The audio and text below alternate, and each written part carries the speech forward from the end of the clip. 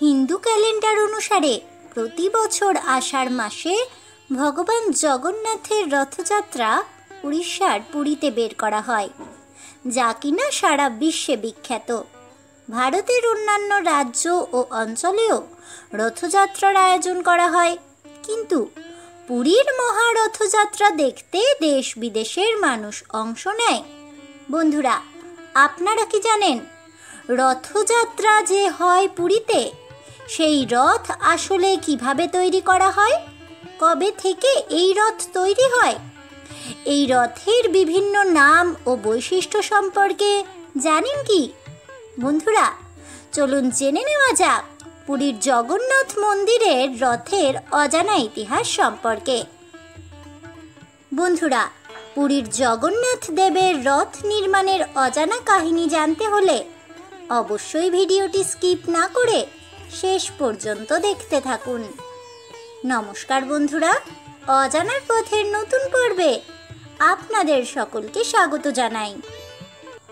বছরভর নানা অনুষ্ঠান উদযাপন পালন করেন ভারতবাসীরা। সেরকমই সনাতন ধর্মের আরও একটি অত্যন্ত গুরুত্বপূর্ণ উৎসব হল রথযাত্রা। ভারতের ওড়িশা ও পশ্চিমবঙ্গে মূলত এই উৎসব বিশেষ উৎসাহ উদ্দীপনার মধ্যে দিয়ে পালন করা হয়। বিশেষ তিথিতে ধুমধাম করে রথযাত্রার উৎসব পালিত হয় পুরী মাহেশ ইস্কনের মন্দিরে। শুধু তাই নয়, যে সমস্ত মন্দিরে ও বনেদি বাড়িতে জগন্নাথ দেব আছে, সেখানেও ঘটা করে পালন করা হয় এই উৎসবটি। জগন্নাথ ধাম পুরী ঘিরে প্রচলিত রয়েছে একাধিক কাহিনী। চলুন জেনে নেওয়া যাক পুরীর রথযাত্রা সম্পর্কে কিছু অজানা তথ্য। পুরীর জগন্নাথ দেব তার দুই ভাই বোনকে নিয়ে রথে চেপে মাসির বাড়িতে যান, আর তখন পালন হয় রথযাত্রা। রথযাত্রার প্রধান উদ্দেশ্য হলো রথ। আর এই রথ কিভাবে নির্মাণ করা হয় চলুন জেনে নেওয়া যাক। কথিত আছে, ভগবান জগন্নাথের রথের নির্মাণ কাজ কয়েক মাস আগে থেকেই শুরু হয়ে যায় এবং রথ তৈরিতে ব্যবহৃত কাঠ একটি সোনার কুড়ুল দিয়ে কাটা হয়। রথ তৈরির নিয়ম: রথ তৈরি করতে প্রায় 2 মাস সময় লাগে এবং এই সময়ে কিছু নিয়ম নীতি মেনে চলতে হয়। একটি রথ তৈরি করতে প্রথম এবং সবচেয়ে গুরুত্বপূর্ণ জিনিস হলো কাঠ নির্বাচন। রথের জন্য পেরেক বা কাটা কাঠ ব্যবহার করা হয় না। রথের কাঠ সোজা ও খাঁটি হতে হবে। রথ প্রস্তুত না হওয়া পর্যন্ত কারিগরেরা পুরো 2 মাস সেখানেই থাকেন এবং তাদেরও একই রকম নিয়ম মেনে চলতে হয়। বলা হয়ে থাকে, রথ তৈরির কারিগরেরা এই সময় নাকি একই সঙ্গে বসে খাবার খায়। তারা কোনো রকম আমিষ খাবার খেতে পারে না। তাদেরকে খেতে হয় সম্পূর্ণ নিরামিষ, সাত্ত্বিক ও সাধারণ খাবার। এই সময়টাতে কারিগরদেরকে ব্রহ্মচর্য পালন করতে হয়। সূতক বা পাটকের মতো কারিগরের পরিবারের কোনো সদস্যের সঙ্গে যদি কোনো অপ্রীতিকর ঘটনা ঘটে, তবে সেই কারিগরকে রথ তৈরির কাজ থেকে সরে আসতে হবে।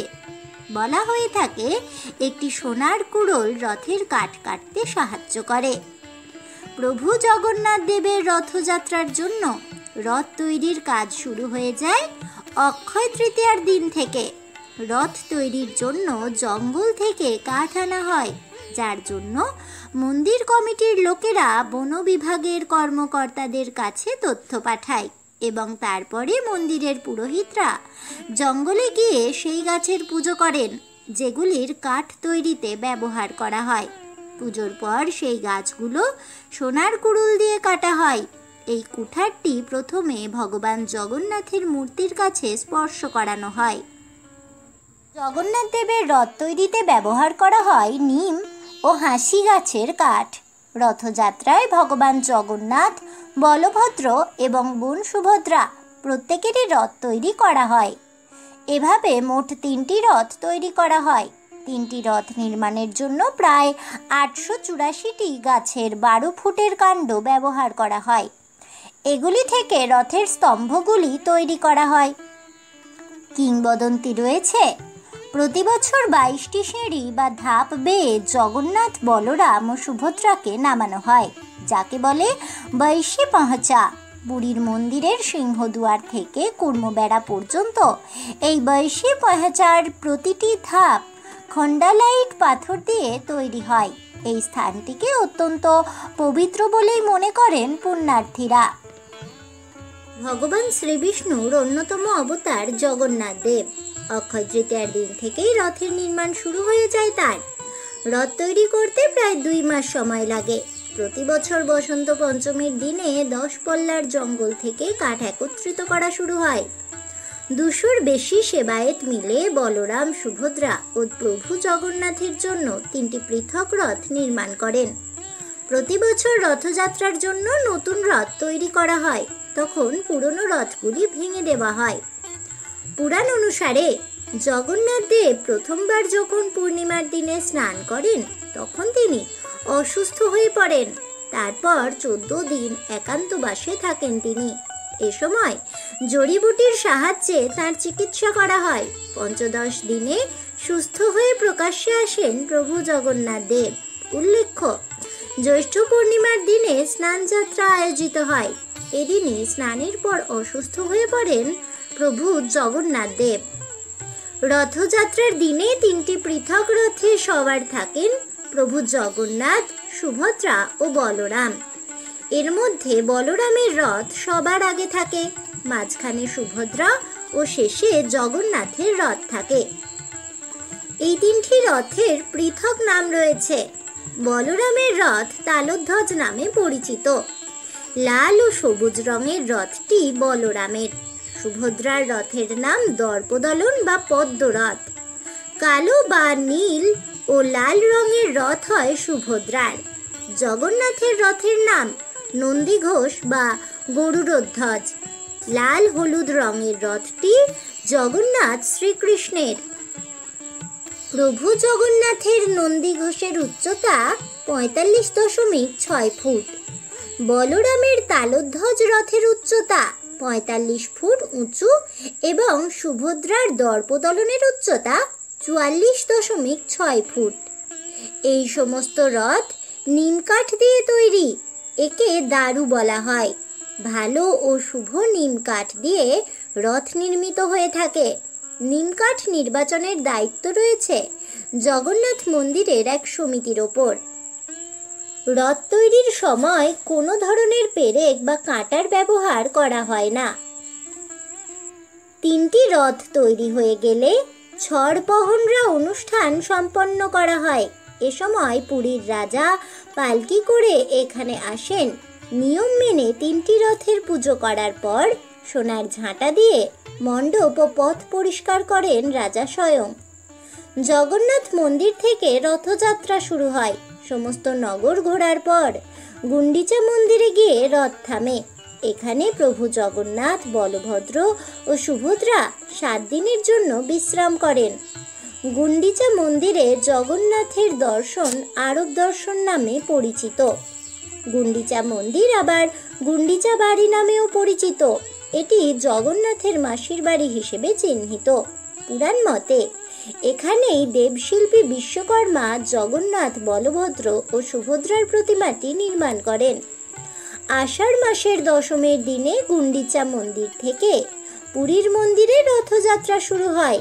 এটি উল্টো রথ নামে পরিচিত। রথের রশি ধরে টানতে টানতে নিয়ে যাওয়া হয় জগন্নাথ দেবের রথ। আসলে তার রথ 4টি ঘোড়ায় টেনে নিয়ে যায়, এমনটাই পৌরাণিক বিশ্বাস। জগন্নাথ দেবের রথের 4টি ঘোড়ার নাম শঙ্খ, বলাতক, শ্বেত ও হরিদাক্ষ। আর যিনি রথ চালিয়ে নিয়ে যান সেই সারথীর নাম হলো দারুক। জগন্নাথ দেবের রথ নন্দীঘোষের একেবারে মাথায় একটি হলুদ রঙের ধ্বজা থাকে, তার নাম ত্রৈলোক্যমোহিনী। রথের প্রতিটি চাকা হলুদ রঙের হয়। কাঠামো হলুদ রঙের কাপড় দিয়ে ঢাকা থাকে। শুধু তাই নয়, জগন্নাথ দেবের রথের চারপাশে থাকেন পার্শ্ব দেবতারা। তাদের নাম হলো গোপীকৃষ্ণ, গোবর্ধন, রাম, নারায়ণ, ত্রিবিক্রম, বরাহ, রুদ্র, নৃসিংহ এবং হনুমানজি। জানেন কি, জগন্নাথ দেবের রথের চাকার সঙ্গে জড়িয়ে আছে একটি প্রাচীন কাহিনী। বলা হয় তার রথের চাকা নাকি 16টি কলার প্রতীক। বলা হয়ে থাকে জগন্নাথ দেব প্রকট হওয়ার আগে 16টি কলা দিয়ে পৃথিবী নির্মাণ করেছিলেন। 16টি কলার মধ্যে কালচক্র পূর্ণ করে থাকে চাঁদ। সেই 16 কলাই থাকে জগন্নাথ দেবের রথে। জগন্নাথের রথের দড়ি একবার ছুঁয়ে দেখার জন্য বছরভর অপেক্ষায় থাকেন লাখ লাখ ভক্তেরা। রথযাত্রার দিন এই দড়িতে টান দেওয়ার জন্য দেশ বিদেশ থেকে দর্শনার্থীরা ছুটে আসেন জগন্নাথ ধামে। পবিত্র এই রথের রশি নিয়ে রয়েছে একাধিক জনশ্রুতি। পুরীর শ্রীমন্দির থেকে 3টি বিশালাকৃতির রথে চেপে গুন্ডিচা মন্দিরে মাসির বাড়িতে পৌঁছন ভগবান জগন্নাথ, বলরাম এবং দেবী সুভদ্রা। রথের পবিত্র রশিতে টান দিয়েই শুরু হয় রথযাত্রার উৎসবটি। পুরী গ্র্যান্ড ট্রাঙ্ক রোডে দাঁড়িয়ে থাকা এই 3টি বিশালাকৃতির রথের দড়িতে টান দেওয়ার জন্য প্রতি বছরই উপচে পড়ে ভিড়। পবিত্র এই দড়ি জীবনে একবার অন্তত ছুঁয়ে দেখার আশা রাখেন জগন্নাথ ভক্তেরা। অনেকে এই দড়ির একটি সুতো নিজেদের সঙ্গে করে নিয়ে যান। মনে করেন ভগবানের আশীর্বাদ এই রথের দড়ির সুতোর মাধ্যমে আজীবন তাদের মাথার উপর থাকবে। কিন্তু অনেকেই হয়তো জানেন না এই রশি কিভাবে তৈরি হয়। জগন্নাথ দেবকে সন্তুষ্ট করতে প্রতি বছরই সেবায়েতরা নিজেদের উজাড় করে দেন রথযাত্রার প্রস্তুতিতে। রথের রশি তৈরির ভারপ্রাপ্ত কর্মীরাও নিজেদেরকে জগন্নাথের আশীর্বাদ ধন্য বলেই মনে করেন। পুরীর বীরাপ্রতাপুর গ্রামে তৈরি হয় এই 3টি রথের রশি। আগে এই রথের দড়ি আসতো কেরালা থেকে, কিন্তু গত কয়েক বছর ধরে এই রশি তৈরি হচ্ছে ওড়িশার কোঅপারেটিভ কোয়ার কর্পোরেশন লিমিটেড সংস্থার কারখানায়, যা চন্দনপুর এলাকায় অবস্থিত। প্রতিটি রথের রশি 220 ফিট লম্বা এবং 8 ইঞ্চি চওড়া হয়। 115 কেজি পাট দিয়ে এই রশি তৈরি হয়। 30 লিটার মোবিল এবং 15 লিটার কেরোসিন তেল দিয়ে তৈরি হয় জগন্নাথ দেবের রথের রশি। কেবলমাত্র রশি তৈরি করতেই 15 জন শ্রমিক নিয়োগ করা হয়। সময় লাগে গোটা 2 দিন। বলা হয়ে থাকে পুরুষ এবং মহিলা উভয় শ্রমিকেরা এই রশি তৈরি করার সুযোগ পান। পরিষ্কার কাঁচা পোশাক পরে এবং হবিষ্যি হিসেবে রাধা অন্ন গ্রহণ করে প্রতিদিন রশি তৈরির কাজে বসেন শ্রমিকেরা। মন্দিরের স্থানীয় সেবায়েতরা তাদের এই কাজে সাহায্য করেন। রাত দিন এক করে এই রশি তৈরির কাজ করেন শ্রমিকেরা। রথযাত্রায় জগন্নাথ, বলরাম, সুভদ্রা ছাড়াও তাদের সঙ্গে সহযাত্রী হিসেবে থাকেন অন্যান্য দেবদেবীরা। জগন্নাথের সঙ্গে থাকেন মদনমোহন, বলরামের সঙ্গে থাকেন রামকৃষ্ণ এবং সুভদ্রার সঙ্গে থাকেন সুদর্শনা। ফাঁসি ডাউনরা আসানা। মূলত এই 3 ধরনের কাঠের প্রয়োজন হয় রথ নির্মাণে। শোনা যায় পুরীর রথের নির্মাণে 1100 বড় কাঠের প্রয়োজন হয়, যা 12 ধরনের কাঠ থেকে আসে এবং সেখান থেকেই 8 ফুটের বিশেষ 865টি গুঁড়ি বেছে নেওয়া হয়। রথযাত্রায় জগন্নাথ, সুভদ্রা, বলরামের 3টি আলাদা তৈরি রথ করা হয়। এই রথের আবার আলাদা নামও থাকে। জগন্নাথের রথটির নাম নন্দীঘোষ, বলরামের রথের নাম তালধ্বজ, সুভদ্রার রথের নাম দর্পদলন। 3 ভাই বোনের 3টি রথের চাকার সংখ্যাও সম্পূর্ণ আলাদা। জগন্নাথের রথের 16টি চাকা, বলরামের রথে 14টি এবং সুভদ্রার রথের 12টি চাকা। 3টি রথের রঙও আলাদা হয়। জগন্নাথের রথের রং হয় লাল হলুদ। এটি মূলত শ্রী বিষ্ণুর পছন্দের রং। অন্যদিকে বলরামের রথের রং লাল সবুজ এবং সুভদ্রার রথ লাল ও কালো রঙের হয়। 3টি রথের ঘোড়ারও আলাদা নাম রয়েছে, যেমন জগন্নাথের রথের 4টি ঘোড়ার নাম শঙ্খ, বলাকা, শ্বেতা, হরিদস্য। বলরামের 4টি ঘোড়ার নাম হলো তীব্র ঘোড়া, দীর্ঘ শর্মা, স্বরনাভ। সুভদ্রার ঘোড়া হলো রুচিকা, মুচিকা, জিতা ও অপরাজিত। ঘোড়ার রং হয় ভিন্ন ভিন্ন। জগন্নাথের রথের জন্য থাকে সাদা রঙের ঘোড়া, বলরামের রথের জন্য কালো এবং সুভদ্রার রথের জন্য লাল রঙের ঘোড়া থাকে। জগন্নাথ, বলরাম ও সুভদ্রার তিনটি রথের সারথীর নাম মাতালি, দারুকা ও অর্জুন।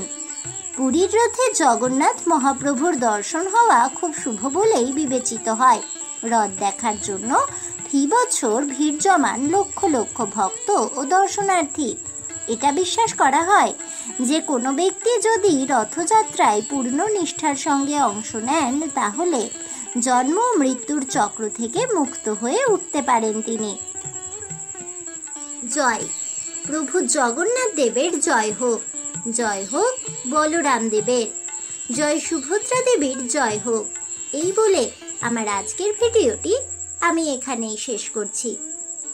তাহলে বন্ধুরা, পুরীর রথ নির্মাণ কিভাবে হয়, কোন কোন কাঠ লাগে, রথ নির্মাণে কি কি নিয়ম প্রযোজ্য এবং এই রথের সারথি, রথের রং ও রথের দড়ির সম্পূর্ণ বৈশিষ্ট্য জানতে পেরে আপনাদের কেমন লাগলো অবশ্যই আমাকে কমেন্টে জানাবেন।